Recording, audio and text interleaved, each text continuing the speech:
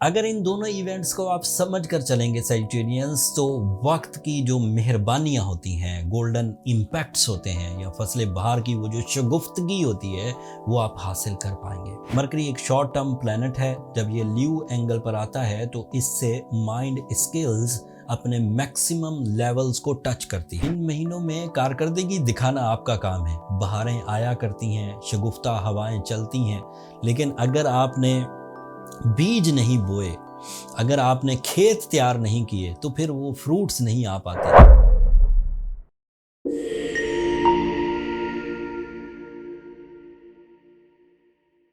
अस्सलाम वालेकुम साइटेरियंस, मैं हारिस अज़मी प्रोफेशनल एस्ट्रोलॉजर आपकी खिदमत में हाजिर हूँ इस हफ्ते की एस्ट्रोलॉजिकल रिसर्चेस के साथ।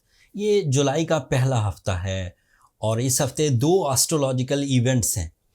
अगर इन दोनों इवेंट्स को आप समझ कर चलेंगे सैजिटेरियंस, तो वक्त की जो मेहरबानियाँ होती हैं, गोल्डन इम्पैक्ट्स होते हैं, या फसलें बहार की वो जो शगुफ्तगी होती है, वो आप हासिल कर पाएंगे। दोनों इवेंट्स आपके इमोशनल साइड पर बहुत गहरा असर छोड़ेंगे। पहला इवेंट 7 जुलाई को होगा, जब नया चांद कैंसर एंगल पर अपीयर होगा। साल में एक दफ़ा ऐसा होता है कि नया चांद कैंसर एंगल पर अपीयर होता है। जैसे ही नया चांद कैंसर एंगल पर होगा, इस्लामिक साल का आगाज़ हो जाएगा। मुहर्रम उल हराम 2024 में 7 जुलाई से स्टार्ट हो जाएगी। ये इस्लामिक महीने का, इस्लामिक ईयर का पहला महीना होगा। आपके लिए ये आपके 8th एंगल पर होगा। ये 8th एंगल का ही रिप्रेजेंटेटिव है। आपकी फीलिंग्स ज़्यादा बूस्टअप होंगी, आपके इमोशनल साइड ज़्यादा ताकतवर होंगे, आप ज़्यादा फोकस्ड हो सकेंगे, आप अपनी फैमिली लाइफ को ज़्यादा तरजीही बुनियादों पर डील करेंगे, आप अपने बिज़नेस को तरजीही बुनियादों पर डील करेंगे, एंड आप अपने लॉसेस की रिकवरी को तरजीह देंगे। दूसरा इवेंट 2 जुलाई को होगा। मरकरी आपके लिए आपके 9th एंगल पर अपीयर होगा। मरकरी एक शॉर्ट टर्म प्लैनेट है। जब ये ल्यू एंगल पर आता है तो इससे माइंड स्किल्स अपने मैक्सिमम लेवल्स को टच करती है। मरकरी आपके लिए वैसे भी बहुत इंपॉर्टेंट है सैजिटेरियन। इंपॉर्टेंट इसलिए है कि ये आपके करियर का रिप्रेजेंटेटिव है। इंपॉर्टेंट इसलिए है कि ये आपके लिए प्लेजेंट लाइफ या प्लेजेंट रिलेशंस का रिप्रेजेंटेटिव है। अगर कभी भी मरकरी अच्छे एंगल पर आए तो फ्यूल्स ऐसे मिलते हैं सैजिटेरियंस को, इमोशनल साइड ऐसी हो जाती है, प्लानिंग्स ऐसी हो जाती हैं कि आप अपनी रिलेशनशिप को एंजॉय कर पाते हैं। रिलेशनशिप के ज़ोफ़, रिलेशनशिप की जो वीकनेसेस होती हैं, उन्हें आप बहुत अच्छे अंदाज से रिपेयर कर पाते हैं। आपसी नफ़रतें ख़त्म होती हैं। ऑन द मेरिट्स कोई बड़ी कुर्बानियाँ नहीं देनी पड़ती। मेरिट वाइज सिर्फ इंसाफ करना होता है, नफ़रतें जाती रहती।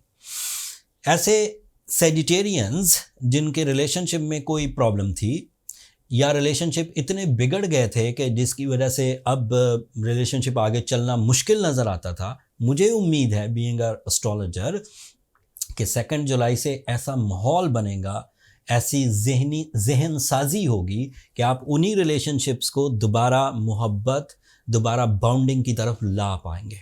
नाराज़गियाँ ख़त्म होंगी, आपसी दिल जुड़ेंगे, सोल एक्सचेंजेस होंगी, एक दूसरे के लिए लकी साबित होंगे। एंड जो सैजिटेरियन लाइफ पार्टनरशिप के डिसीजंस लेना चाहते हैं, उनके लिए भी ये टाइम बहुत अच्छा होगा। It is a meritful decision, successful रहेंगे। एंड वो जो से लाइफ डिसीजंस कहते हैं ना, जो थ्रू आउट लाइफ एक यकजा होकर चलते हैं, उस तरह के ये डिसीजन होंगे। फिर क्योंकि ये आपके कैरियर का भी रिप्रेजेंटेटिव है, तो बेरोज़गार सैजिटेरियंस अगर इन दिनों थोड़ी कोशिश करें 2 जुलाई के बाद, तो वो रोज़गार हासिल कर सकेंगे। सोर्स ऑफ इनकम फ्लरिश होगा।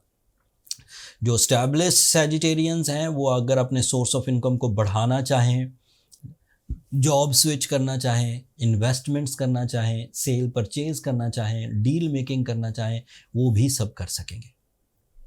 इतनी खूबियों के बाद ये बात तो तय है कि सैजिटेरियन मसरूफ़ होने वाले हैं, सैजिटेरियन इमोशनल होने वाले हैं, सैजिटेरियन का लाइफ स्टाइल अपग्रेड होने वाला है। लेकिन इसके साथ कुछ और भी अच्छी खबरें हैं। आपका रूलिंग प्लैनेट जुपिटर भी आपके लिए बहुत पॉजिटिव एंगल पर है। That is relationship angle, so you are lucky in the relationship also. And Jupiter क्योंकि आपका रूलिंग प्लैनेट भी है, इससे आपका जो नेचुरल टैलेंट है वो भी फ्लरिश करेगा, वो भी ग्रो करेगा, वो भी आसानियाँ पैदा करेगा। अगर आप अपनी नेचुरल एबिलिटीज़ को किसी तरह से ज़ाया कर बैठे थे, किसी बुरी आदत से ज़ाया कर लिया था, किसी रॉन्ग इन्वेस्टमेंट से ज़ाया कर लिया था, किसी रॉन्ग रिलेशन से ज़ाया कर लिया था, या फिर अदरवाइज़ ही आप अपने पुराने वक्तों की उलझनों की वजह से अपने टैलेंट में कमज़ोरी देखते थे, सो एक्सपेक्टेड ये है कि 2 जुलाई से वो भी दोबारा अपने टॉप की तरफ आएगा। आप ज़्यादा कम्युनिकेटिव हो सकेंगे, ज़्यादा अच्छे डिसीजंस ले सकेंगे, आपके डिसीजन नॉलेज बेस्ड होंगे, एक्सपीरियंस बेस्ड होंगे, एक्यूरेट होंगे, प्रॉफिटेबल होंगे। सैटर्न इस वक्त रेट्रोग्रेड हो चुका है 29 जून से। ये लॉन्ग टर्म प्लैनेट है, इसकी वजह से आपके कुछ दिन कमज़ोर होना थे। आपको वाइब्रेशंस आनी थी, अपनी negative vibrations in your financial side, in your सुख एंड सुकून। तो जो अदरवाइज शॉर्ट टर्म प्लैनेट्स हैं वो इतनी फेवर कर रहे हैं कि सैटर्न की वजह से जो आपको कॉम्प्लिकेशंस आनी थी वो अब आएंगी नहीं। आपको ज़्यादातर सपोर्ट आपके इमोशनल साइड से, knowledge based powerful decision, career achievement, relationship की वजह से आप प्लेजेंट ही रहेंगे। तो सैटर्न अभी आपको ज़्यादा तंग नहीं करने वाला। लेकिन अगर सैटर्न आपको किसी वजह से ज़्यादा तंग करे, आप किसी कानूनी मामले में फंसें या किसी बीमारी में फंस जाएं या किसी गम में उलझ जाएं, तो आपको सूरह शम्स 5 दफ़ा ज़रूर पढ़नी चाहिए। आपको रूबी या ब्लू सफ़ायर स्टोन पहनना चाहिए। ये 2 ऐसी रेमेडीज़ हैं जो सैटर्न की नेगेटिविटी को रिपेयर या रिपेल कर सकेंगी। ज़रूरत बस इस अमर की है, ज़ोर इस बात पर देना है कि आपका स्टोन नेचुरल हो। स्टोन की नेचुरल होने की वजह से उसकी केमिकल फॉर्मुलेशन ज़्यादा रेडिएशंस प्रोड्यूस करती है जो आपके लिए हेल्पफुल होगी। एंड स्टोन के नेचुरल होने में अगर आपकी अपनी सलाहियतें ही काफ़ी हैं, जैसे आपको stone identification, stone specifications, stone grading खुद आती है, तो मुश्किल नहीं है, फिर आप कहीं से भी बाय कर सकते हैं। बट अगर आपको स्टोन बाइंग के बारे में ज़्यादा नॉलेज नहीं है तो देन यू ट्रस्ट ऑन एस्ट्रोजैम्स। हमने प्रोफेशनल्स को हायर करके collection of the stones, collection of the Ruby पूरी दुनिया से इकट्ठी करके एक स्टोर क्रिएट कर दिया है। फिर आप अपनी ट्रीटमेंट के लिए जो भी आपका रिक्वायर्ड स्टोन है आप वहाँ से बाय कर सकते हैं। स्टोर का लिंक नीचे भी आ रहा होगा, ऊपर कार्ड पर भी लिंक आ रहा होगा।